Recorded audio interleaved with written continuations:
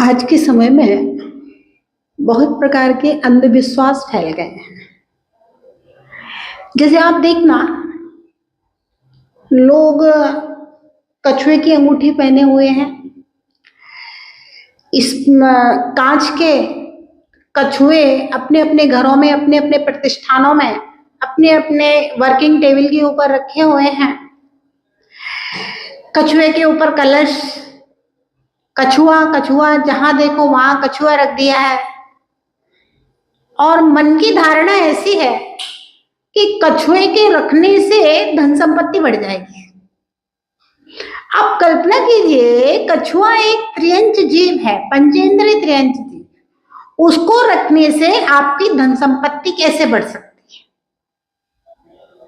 धन संपत्ति का कछुए से कोई भी संबंध नहीं है। इस बात को हमारा जैनागम कहता है।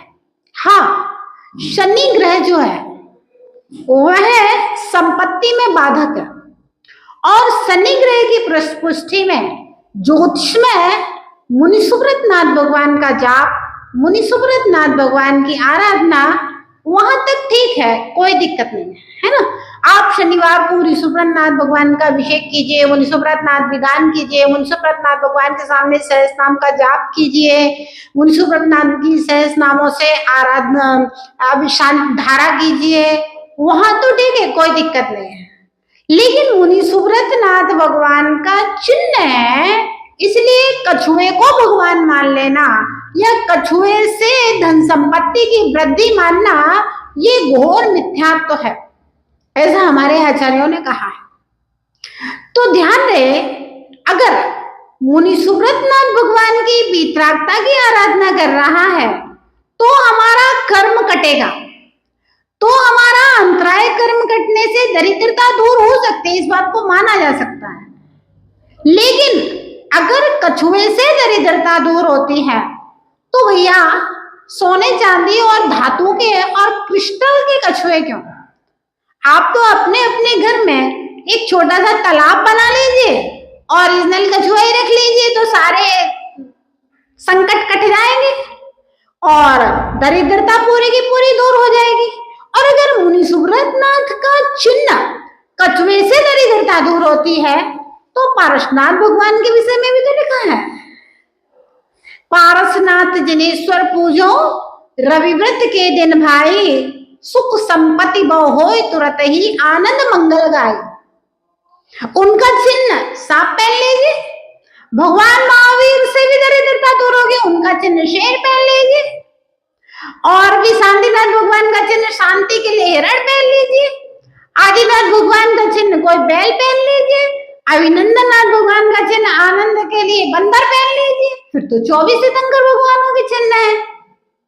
ध्यान रखें, जो तीर्थंकर के चिन्ह है वे सौधर्म इंद्र के द्वारा तीर्थंकर के दाहिने पैर के अंगूठे में देख करके बताए जाते हैं।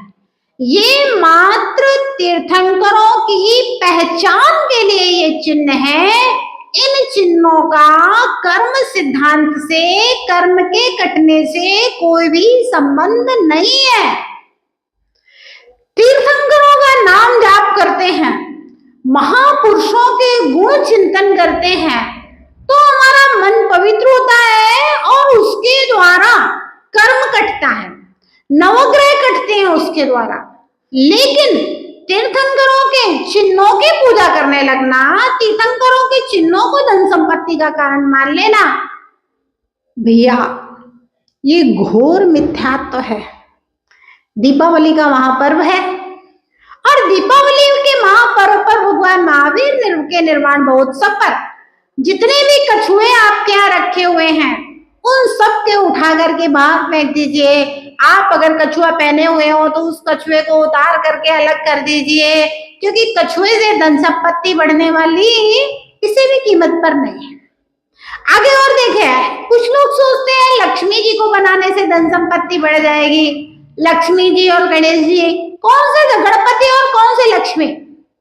दीपावली वाले दिन भगवान महावीर को मोक्ष प्राप्त हुआ था, इसलिए मोक्ष रूपी लक्ष्मी की पूजा है। और गौतम गणधर के लिए केवल ज्ञान प्राप्त हुआ था। तो केवल ज्ञान की पूजा है, गौतम गणधर की पूजा है, ना कि लक्ष्मी गणेश की पूजा है। लोग तिजोरी में से नोटों को निकाल करके चौकी पे रख लो, उनकी आरती उतार लो, उनकी पूजा कर लो, लक्ष्मी जी गणेश जी की तस्वीर लगा करके उसकी पूजा कर लो, धन संपत्ति बढ़ जाएगी। और घर में जो सोना चांदी हो उसको भी निकाल करके सिक्के मिक्के सब रख लो, उनकी पूजा बढ़ा कर लो, उनकी आरतियां उतार लो, उससे धन संपत्ति बढ़ जाएगी।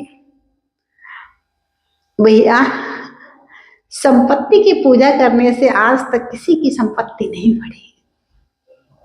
संपत्ति की आरती उतारने से किसी की संपत्ति नहीं बढ़ी है।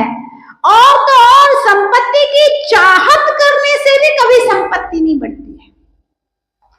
संपत्ति का दान करने से संपत्ति बढ़ती है।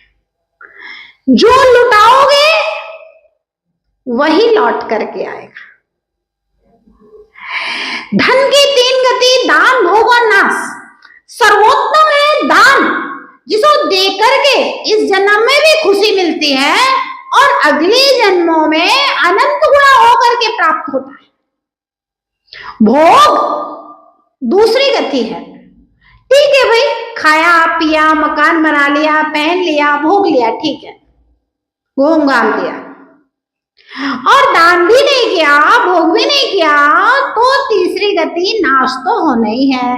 चाहे चोर चुरा के ले जाए, चाहे डाकू छुड़ा करके ले जाए, चाहे आप पुत्र को दे जाओ, चाहे आप जमीन में गाड़ दो, चाहे आप कुछ भी नहीं करो, तो मृत्यु के बाद जब शरीर तुम्हारा नहीं तो संपत्ति तुम्हारी नहीं, सब कुछ छूट जाने वाला।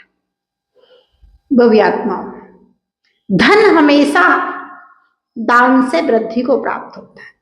कुछ लोग कहते हैं कि माता जी बहुत सारा पैसा हो जाएगा फिर हम दान करेंगे। नहीं, भगवान महावीर कहते हैं बहुत सारा पैसा हो जाएगा तब कोई दान नहीं करना।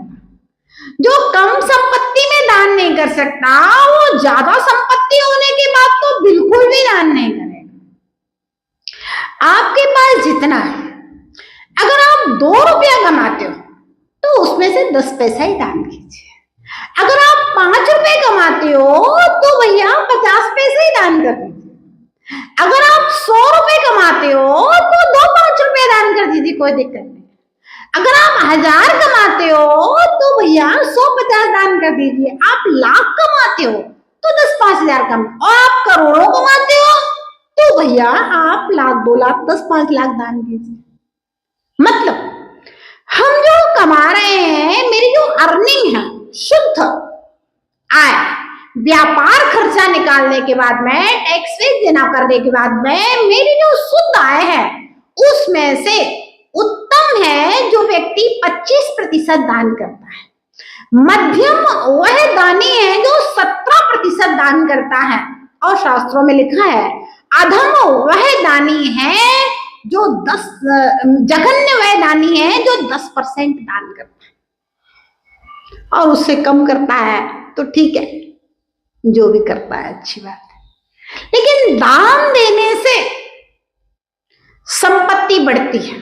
कैसे बढ़ती है? नदी जो गंगा निकली है वह 2 फुट में से गंगोत्री से निकली है, और फिर गंगा बढ़ते बढ़ते बढ़ते बढ़ते समुद्र में पहुंचते पहुंचते बहुत चौड़ी हो जाती है। ऐसे ही अगर आपके पास थोड़ी सी भी संपत्ति है तो आप थोड़ा सा दान देना शुरू करो, और जैसे जैसे व्यापार बढ़े वैसे बढ़े आप अब दान बढ़ाते जाइए।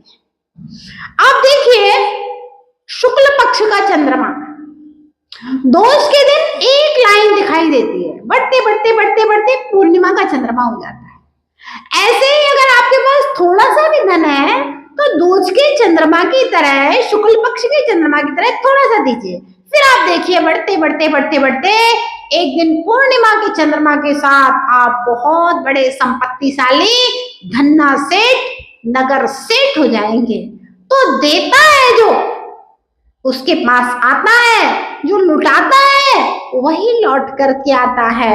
ध्यान रखें, है तो छिपाओ नहीं, है तो छुपाओ नहीं, और नहीं है तो लुटाओ नहीं।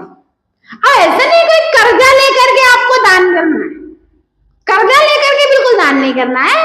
अगर आपके रुपए दान की सामर्थ्य है तो आप 2 रुपए कीजिए, कर्जा लेकर के 200 रुपए दान करने की जरूरत नहीं है। दान की कैपेसिटी आपकी कमाई के ऊपर निर्भर है। ऐसा ना हो कि हम अपने लिए तो करोड़ों रुपए खर्च करने के लिए तैयार हैं, लेकिन दान की बात आए तो 1100 की रसीद कटाना है।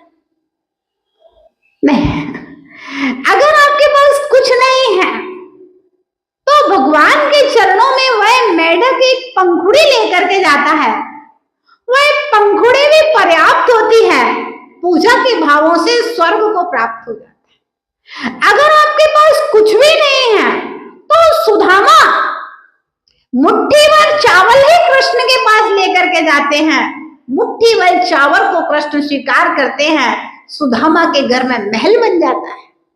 अगर आप कुछ भी नहीं है आपके पास तो भैया महाराणा प्रताप घास की रोटी खा रहे थे तो घास की रोटी उन्होंने दान करने के लिए एक एक्स्ट्रा बनवा के रख दी थी। आपका लिविंग स्टैंडर्ड क्या है उसके ऊपर निर्भर करता है, आपके पास क्या है क्या नहीं है, आप कितनी सामर्थ्य रखते हैं।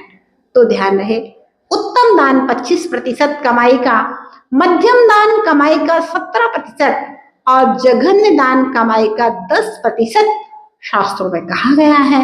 तो लुटाने से लक्ष्मी बढ़ेगी, लेकिन ना तो कछुआ पहनने से, ना कछुआ की पूजा करने से, ना कछुआ रखने से, ना लक्ष्मी धन संपत्ति तिजोरी की पूजा करने से, इन सब चीजों से धन संपत्ति नहीं बढ़ती। ना दुकान के ताले की आरती उतारने से, ना दुकान के दरवाजे की आरती उतारने से धन संपत्ति बढ़ेगी, कुछ भी नहीं बढ़ेगा इन सब चीजों से। आप ईमानदारी के साथ कमाइए और बस जिनेंद्र भगवान की आराधना कीजिए और साधुओं के लिए दान दीजिए, है ना। सबसे पहले जिनेंद्र भगवान के लिए अष्ट द्रव्य का थाल भगवान के चरणों में चढ़ाइए और उसके बाद में गुरुजनों को के हाथ में ग्रास रखिए, आरदान कीजिए, उसके बाद आप व्यापार कीजिए। आप देखिए व्यापार आपका कैसे दिन दूना और रात चौगुना बढ़ता है। ये है धन के गणित, आने के गणित, कैसे धन संपत्ति बढ़े। दीपावली जो आ रही है उसमें खूब निर्वाण लाडू चढ़ाइए, खूब दीपक जलाइए, अपने ज्ञान दीप को प्रकाशित कीजिए और अपने लिए केवल ज्ञान और निर्वाण की प्राप्ति की भावना भाइए। जय बोलिए महावीर भगवान की जय।